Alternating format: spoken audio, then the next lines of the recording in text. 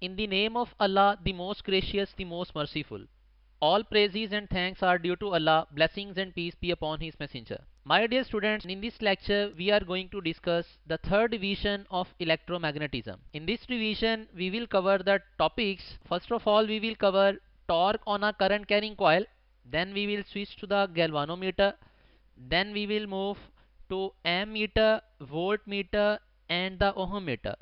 इस आर्टिकल के अंदर हम बेसिकली गैल्वानोमीटर की कन्वर्जन्स जो हैं वो तीनों डिवाइसेस के अंदर, that is ammeter, voltmeter और ओहम मीटर, ये डिस्कस करेंगे. एंड देन लास्टली हमारे पास जो टॉपिक है दैट इज़ एवोमीटर. और एवोमीटर के अंदर जो उसका मल्टी मीटर वाला पर्पस है, दैट इज़ उससे वोल्टेज मेजरमेंट, करंट मेजरमेंट और रेजिस्टेंस की मेजरमेंट वो सीखेंगे. So let's start with the first topic that is torque on a current carrying coil. तो माय डियर स्टूडेंट्स, इससे पहले इस चैप्टर के अंदर हमने पढ़ा कि जब किसी कंडक्टर में से करंट पास करता है और उस कंडक्टर को मैग्नेटिक फील्ड रीजन में प्लेस अगर कर दिया जाए तो वो कंडक्टर जो है वो फोर्स एक्सपीरियंस करता है by this formula F is equals to I into L cross B. अब अगर हमारे पास एक स्ट्रेट कंडक्टर की बजाय एक कॉइल को मैग्नेटिक फील्ड में प्लेस कर दिया जाए तो उस कॉइल के ऊपर जो है हमारे पास कपल ऑफ फोर्सेस एक्ट करती हैं. मिसाल के तौर पे अगर इस डायग्राम में देखा जाए, एक मैग्नेटिक फील्ड रीजन है, उसमें कॉइल प्लेस की गई जिस कॉइल में से करंट पास कर रहा है. इसकी एक साइड के ऊपर जो है वो फोर्स एक पर्टिकुलर डायरेक्शन में लगती है, दैट इज ऑब्वियसली उसको फ्लेमिंग रूल से आप उस फोर्स की डायरेक्शन को जो है वो मालूम कर लें या उसको राइट हैंड रूल से कर लें, वो डायरेक्शन जो है that will be out of the page on the side. और अगर इस वाली साइड के ऊपर फोर्स की बात की जाए that force is going to be invert. और इसके अलावा अगर बात की जाए ये वाली साइड्स के ऊपर, इस वाली साइड और इस वाली साइड के ऊपर फोर्स की, तो वो वाली फोर्सेस जो हैं उनको हम ज़ीरो ट्रीट करते हैं बिकॉज उन फोर्सेस का जो है वो फर्दर रोल जो टॉर्क की प्रोडक्शन में है वो टॉर्क की प्रोडक्शन में उनका रोल नहीं होता. बहरहाल इन वाली साइड्स के ऊपर फोर्सेस जो हैं एक्सर्ट ज़रूर करती हैं, लेकिन वो वाली फोर्सेस या तो कॉइल को कंप्रेस करने की कोशिश कर रही होती हैं या उसको स्ट्रेच करने की, उसको रोटेट करवाने में उनका रोल ज़ीरो होता है. तो अगर कॉइल को हम एनालाइज करें तो इस कॉइल के ऊपर जो दो फोर्सेस लग रही हैं वो दोनों की दोनों फोर्सेस अपोजिट डायरेक्शन में लग रही हैं. अपोजिट डायरेक्शन में फोर्सेस हैं और इनकी मैग्नीट्यूड भी सेम है, तो ऐसी फोर्सेस के पेयर को नाम दिया जाता है कपल ऑफ फोर्सेस.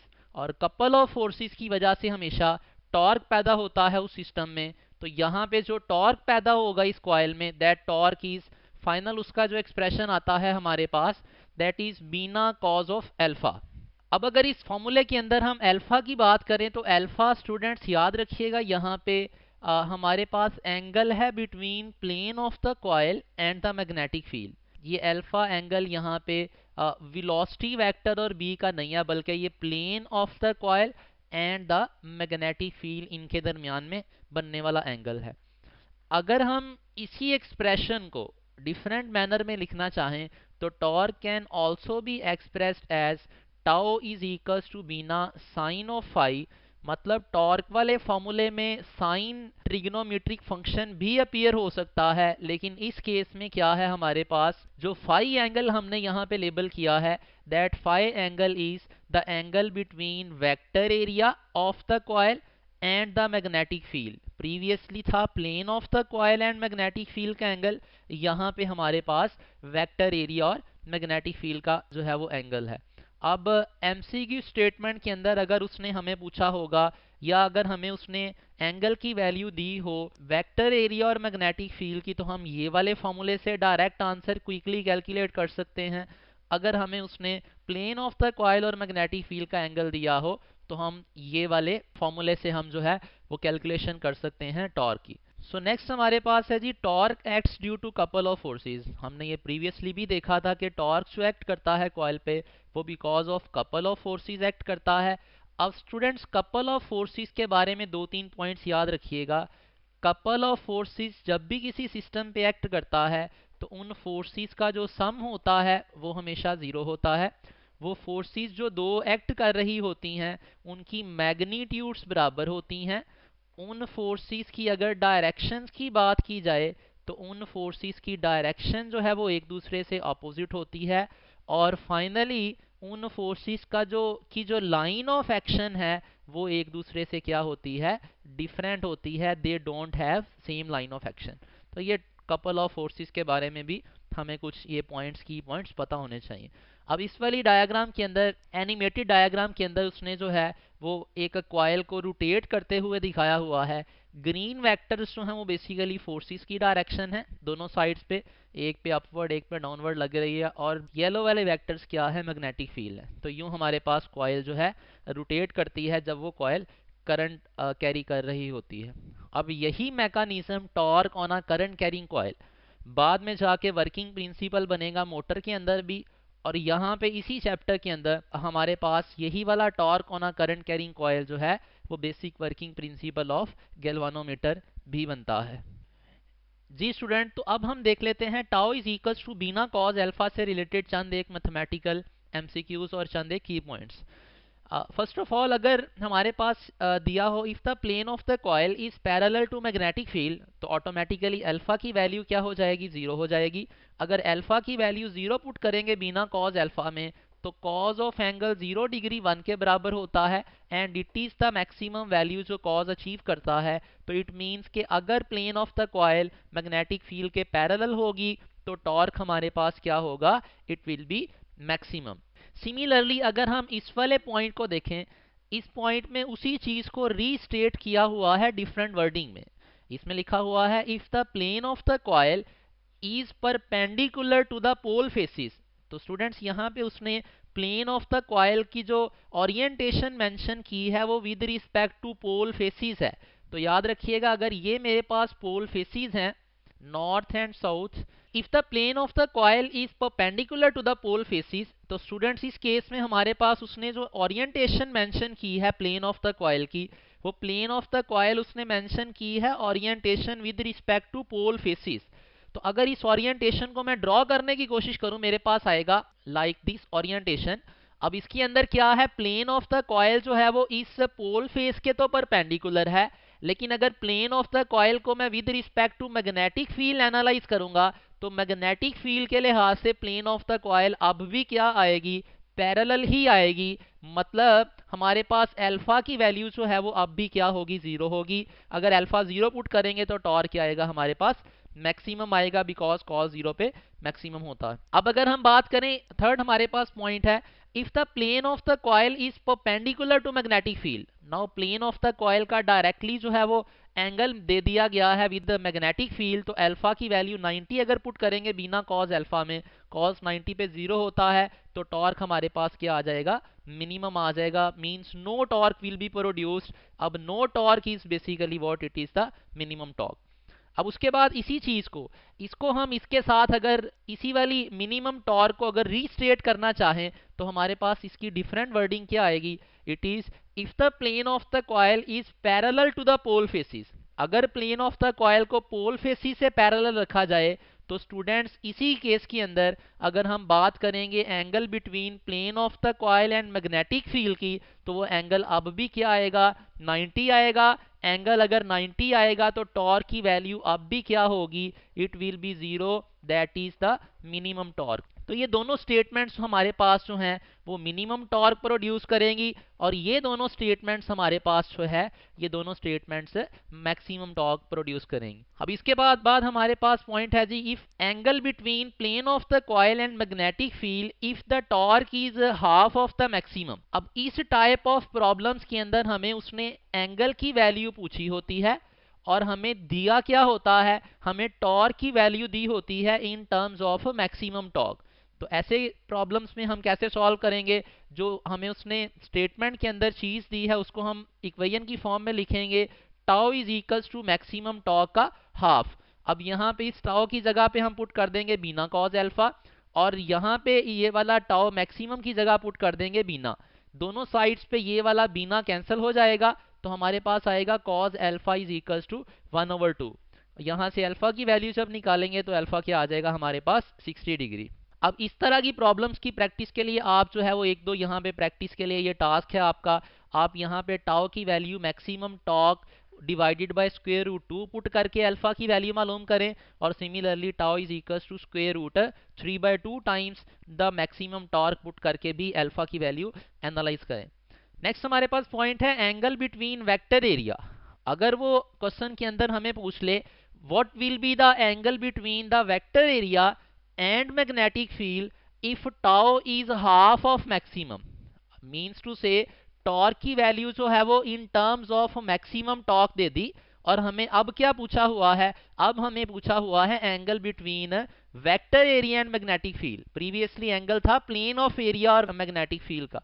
तो स्टूडेंट्स चूंकि हमारे पास यहाँ पे वेक्टर एरिया और मैग्नेटिक फील्ड का एंगल पूछा हुआ है, तो प्रॉब्लम उसी तरह से सॉल्व करेंगे। जस्ट हमारे पास क्या आएगा, बीना के साथ कॉज अल्फा की बजाय हम लिख देंगे साइन फाई। इस वाले फॉर्मूले से अगर हम सिंप्लीफिकेशन करेंगे तो फाइनल जो हमारे पास एंगल आएगा वो automatically angle of the vector area with magnetic field आएगा। नेक्स्ट हमारे पास है, अगर हमें नेक्स्ट टाइप ऑफ प्रॉब्लम हमारे पास है, अगर हमें अल्फा की वैल्यू वो खुद दे दे और हमसे पूछ ले कि tau is equals to dash times the maximum torque, torque की value in terms of maximum torque पूछी हो, तो सिंपली क्या करना है, टाउ इज इक्वल्स टू पहले देखना है कि एंगल दिया किस किस के दरमियान में है। अगर वो प्लेन ऑफ द कॉइल और मैग्नेटिक फील्ड का है तो कॉज अल्फा वाला फॉर्मूला यूज करें, अगर वो वेक्टर एरिया और मैग्नेटिक फील्ड का है तो फिर आप साइन जो है वो फाई वाला फॉर्मूला यूज करें। बहरहाल यहाँ पे अल्फा दिया हुआ है 60, तो कॉज अल्फा की जगह 60 पुट करें।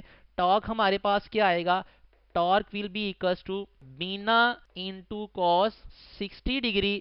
तो यहाँ से ये बीना बेसिकली मैक्सिमम टॉर्क है, तो मैं लिख सकता हूँ टाओ मैक्सिमम और कॉस 60 पे होता है 1/2, विच मीन्स के मेरे पास टॉर्क की जो वैल्यू आएगी it will be half of maximum.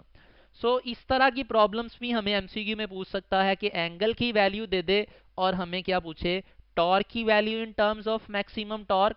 और दूसरी टाइप ऑफ प्रॉब्लम्स में हमारे पास क्या था, हमें वो एंगल की वैल्यू पूछ ले और हमें क्या चीज़ जो है वो स्टेटमेंट में दे दे, टॉर्क की वैल्यू दे दे in terms of maximum torque. So next हमारे पास टॉपिक है, it is galvanometer. Students, galvanometer is basically that instrument which is used to detect the passage of current.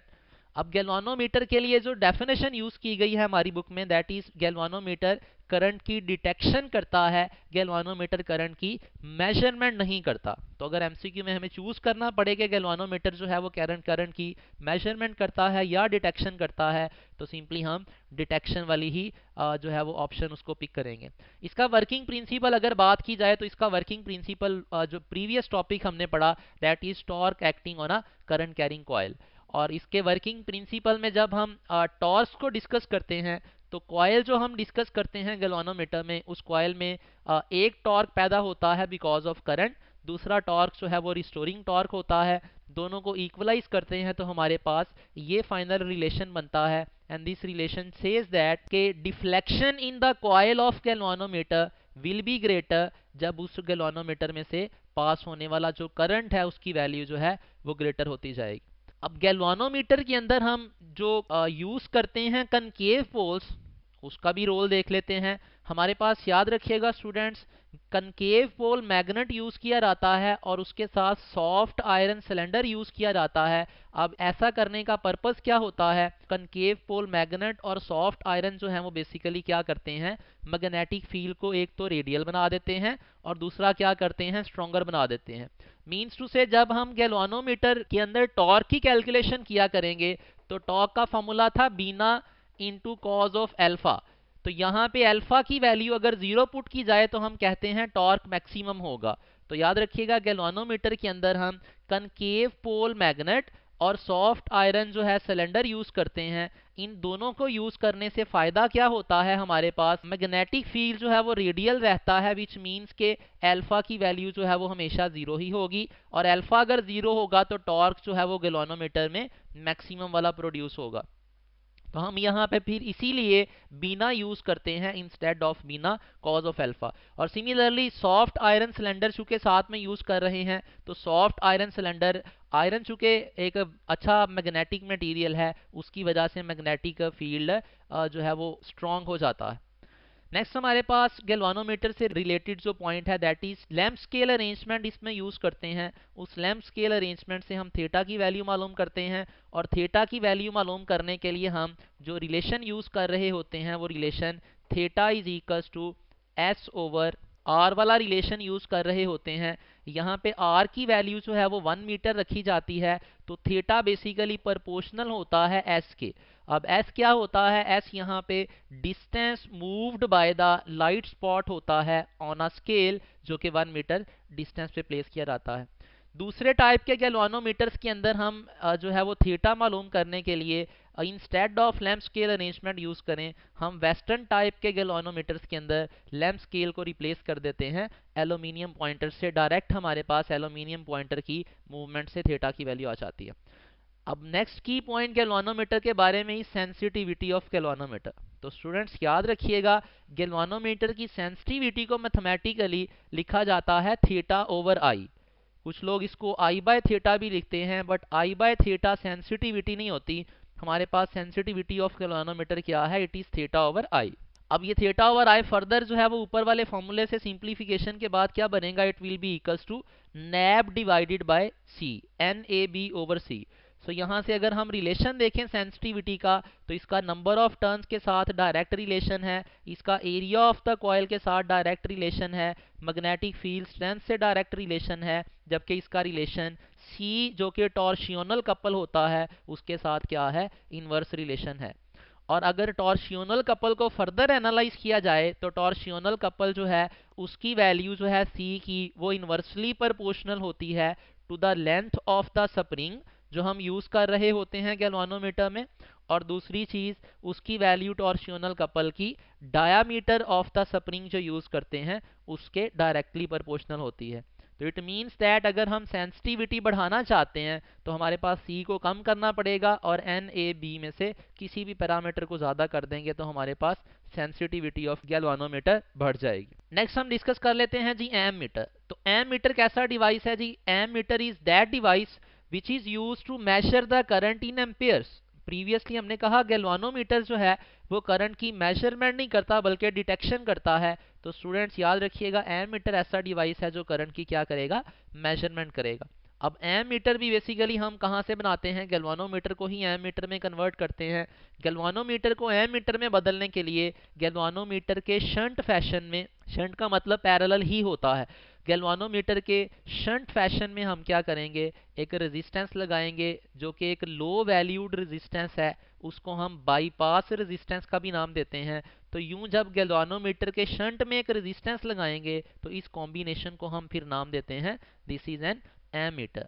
अब जब दोनों चीजें पैरेलल में आएंगी तो गैल्वानोमीटर और R S that is shunt resistance, दोनों की जो वोल्टेज ड्रॉप होगी उसको हम इक्वलाइज करते हैं। सो यहाँ से अगर सिंप्लीफिकेशन के बाद हम आर एस का फॉर्मूला बनाना चाहें, दैट इज शंट रेजिस्टेंस की वैल्यू जो है उसका फॉर्मूला बनाना चाहें, तो R S is equals to I G, that is current for full scale deflection of galvanometer into R G, that is resistance of galvanometer, divided by I S. I S क्या है? It is the current जो कि shunt resistance में से पास कर रहा है। इस आई एस को फर्दर हम लिख सकते हैं, यहां से अगर करंट जो है वो बैटरी से आ रहा है आई करंट, या सर्किट का करंट जो है वो आई आ रहा है, तो उस आई करंट ने क्या है? इस वाले पॉइंट पे जाके दो हिस्सों में डिवाइड हो जाना है। ऊपर जाने वाला करंट आई जी होगा और इस साइड पे जाने वाला करंट जो है दैट इज आई एस। तो अगर मैं आई एस की वैल्यू लिखना चाहूं तो आई एस किसके बराबर होगा? टोटल करंट जो आ रहा है माइनस जो गैल्वानोमीटर साइड पे गया, तो मेरे पास रेजिस्टेंस का ये वाला फाइनल एक्सप्रेशन बनेगा जिसको मैं न्यूमेरिकल टाइप प्रॉब्लम्स में यूज कर सकता हूँ। R S is equals to I G over I minus I G into R ji.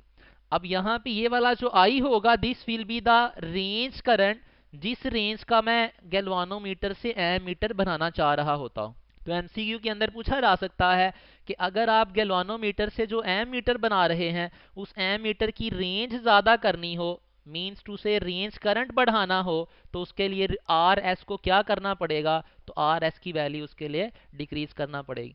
Similarly other type of MCQ problem जो है वो इस तरह से पूछी जा सकती है कि अगर range current of the ammeter जो हम डिजाइन करना चाहते हैं वो 10 टाइम्स हो as compare to the current for full scale deflection, अगर I की वैल्यू 10 टाइम्स IG के हो जाए, that is range current is equals to 10 times the galvanometer maximum full scale deflection वाला करंट, तो उसके करस्पॉन्डिंग हम क्या करेंगे, इस फॉर्मूले के अंदर ये जो हमारे पास फॉर्मूला है इसमें I की जगह पे पुट कर देंगे 10 IG, तो यूं हम सिंप्लीफिकेशन करेंगे तो हमारे पास RS का answer in terms of RG आ जाएगा, which is RG over 9।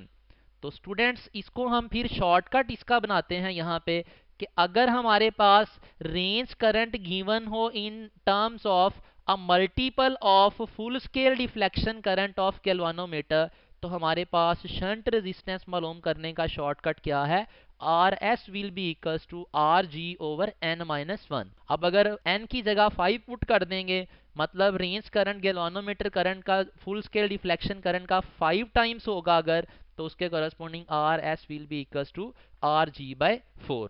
Next important point about ammeter is very simple. Ammeter is always connected in series fashion. जिस सर्किट में करंट मेजर करना हो उस सर्किट में एमीटर जो है सीरीज में लगाया जाता है।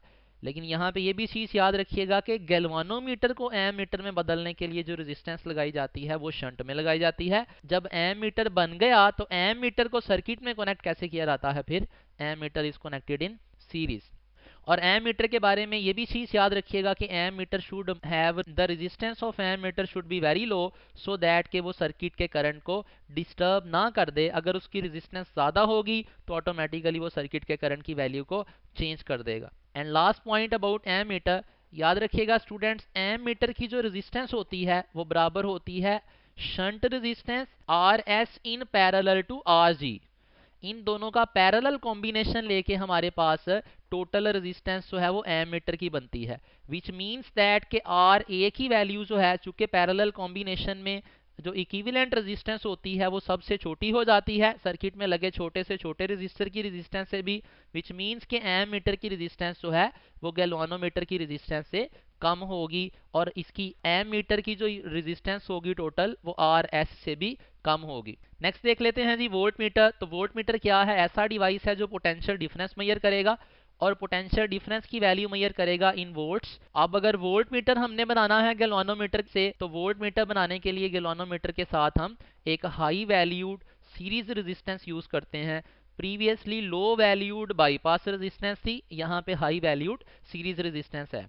अब अगर सीरीज रेजिस्टेंस यूज करेंगे तो हमारे पास सीरीज में करंट चूंकि सेम होता है तो दोनों की दोनों गैल्वानोमीटर की रेजिस्टेंस और जो सीरीज रेजिस्टेंस है दोनों से हमारे पास जो करंट गुजरेगा दैट विल बी IG। तो अगर इन वाले नोड्स के ऊपर वोल्टेज जो हम मेजर करना चाह रहे हैं वो वोल्टेज की वैल्यू V वोल्ट है, तो that voltage will be dropped, some part of that voltage will be dropped across galvanometer, that will be IG into RG, और उसका बाकी हिस्सा ड्रॉप हो जाएगा सीरीज रेजिस्टेंस के cross, that will be IG into RX इसको लिख लें या बुक नोटेशन में RH लिख लें, दोनों सेम ही है। तो यहाँ से जब हम RH की वैल्यू सिंप्लीफाई करेंगे तो RH बराबर आएगा V over IG minus RG। यहाँ पे V क्या होगा इस फॉर्मूले में, this V is basically the range voltage, it is that voltage जिस रेंज का हम वोल्ट मीटर बनाना चाह रहे हैं। और RH क्या है, RH is basically the series resistance और हाई वैल्यू की होती है।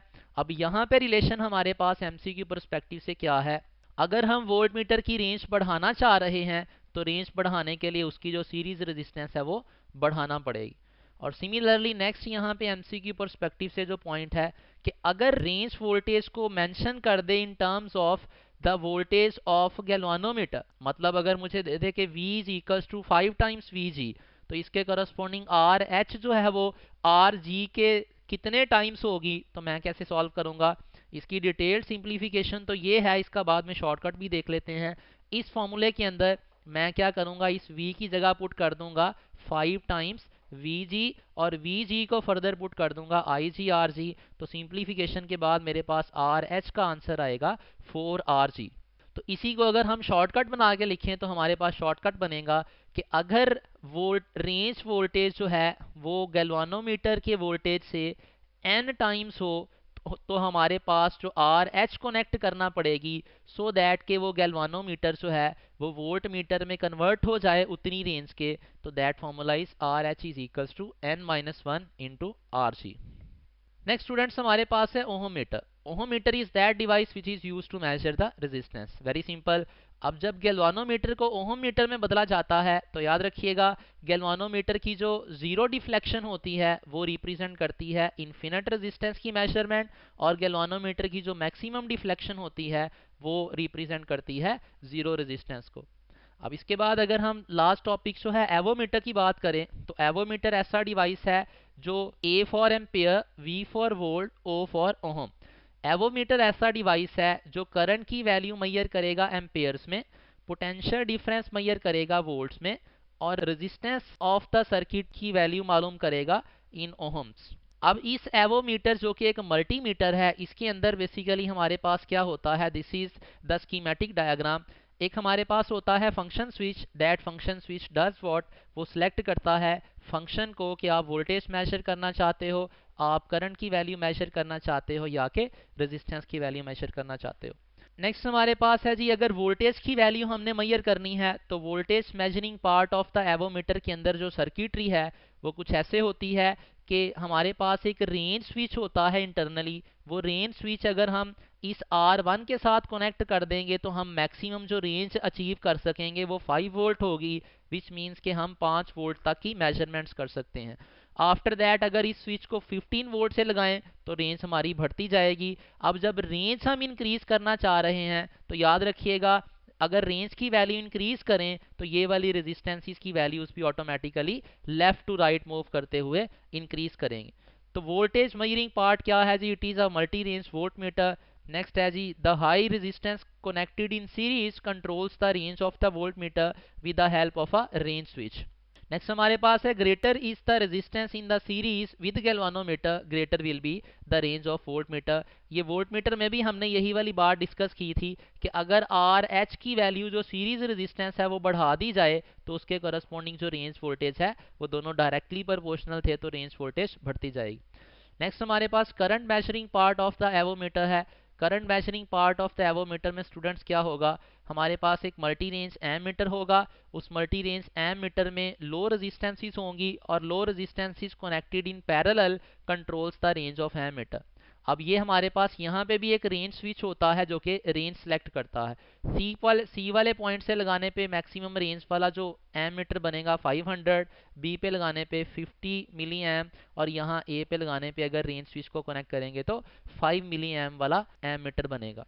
अब यहाँ पे हमारे पास रिलेशन क्या है, smaller is the resistance in parallel with the galvanometer greater will be the range of ammeter. ये एम मीटर में भी हमने पढ़ा था कि जो उसमें शंट रेजिस्टेंस लगाई जाती है उसका रिलेशन जो है करंट के साथ इनवर्स था। अगर रेंज करंट आप बढ़ाना चाहते हैं तो शंट रेजिस्टेंस कम हो जाएगी। That is very simple. Next हमारे पास है जी resistance measuring part of the avometer. In this part हम क्या करते हैं, अननोन रेजिस्टेंस मेजर करते हैं, और अननोन रेजिस्टेंस मेजर करने से पहले हम क्या करते हैं, हम जो है वो एक्स वाई टर्मिनल्स को शॉर्ट करेंगे, इन वाले टर्मिनल्स को शॉर्ट करते हैं और इन टर्मिनल्स के दरमियान जीरो रेजिस्टेंस लगा के आर एस की वैल्यू इस तरह से एडजस्ट करते हैं कि गैल्वानोमीटर जो है वो डिफ्लेक्शन फुल स्केल दे दे। तो वही वाली बात आ जाएगी कि गैल्वानोमीटर जब इसके बाद फुल स्केल डिफ्लेक्शन दिया करेगा उसका मतलब ये होगा कि हमारे पास जो रेजिस्टेंस है एक्स और वाई के दरमियान वो जीरो है। And last but not the least, digital multimeter. Digital multimeter students ऐसा डिवाइस है जो काम तीनों ही करेगा, करंट, वोल्टेज और रेजिस्टेंस की वैल्यू मेजर करने के, लेकिन इसमें एक्स्ट्रा फ़ायदा क्या है, ये हमें जो है वो वैल्यूज़ देता है डेसिमल पॉइंट के अंदर, और डेसिमल पॉइंट के साथ साथ यूनिट्स भी लेबल्ड होते हैं। It is the digital version of avometer, जिसको हम नाम देते हैं डीएमएम का या डिजिटल मल्टीमीटर का। That is all from this lecture. Thank you very much students. For further practice, please consult Step Practice Book.